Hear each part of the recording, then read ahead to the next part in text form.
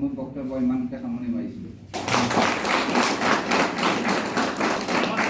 নমস্কাৰ।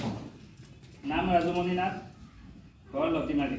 মৰিগাঁও টাউনৰ পৰা প্ৰায় 8 কিলোমিটাৰমান দূৰ এখন সৰু সুন্দৰ গাঁৱৰ পৰা বিলং কৰোঁ। মই পোনপ্ৰথমে ধন্যবাদ জনাইছোঁ মোক এই কোম্পানীৰ লগত জড়িত কৰোৱা, এই চিষ্টেমৰ লগত জড়িত কৰা মদন চন্দ্ৰ নাথ ছাৰক। তেখেতে যথেষ্ট কষ্ট কৰি মোক ইয়াত লৈ আহিছিল।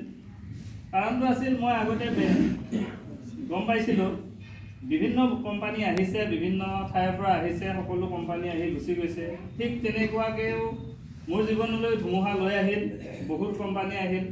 মই সৰুৰ পৰা চিন্তা চৰ্চা কৰিছিলোঁ, দেউতাহঁতে যেনেকৈ খেতি বাতি কৰি চলিছিল ঠিক টানা নোজোৰাকৈ চলিছিলোঁ।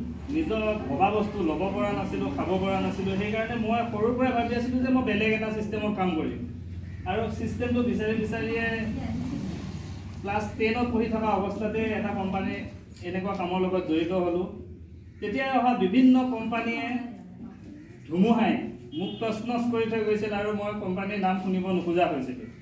তেতিয়াই মদন ছাৰে আহি মোক MI লাইফষ্টাইল কোম্পানীটো দিলে। ময়ো গম পাইছিলোঁ এই কোম্পানীও মোক হয়তো তছনছ কৰি থৈ যাব, গতিকে মই ইয়াক কোনো গুৰুত্ব দিয়া নাছিলোঁ। তথাপিও বহুত কওঁতে বহুত GTS চালোঁ বা RTPত এবাৰ গৈছিলোঁ, তাতো গম পালোঁ।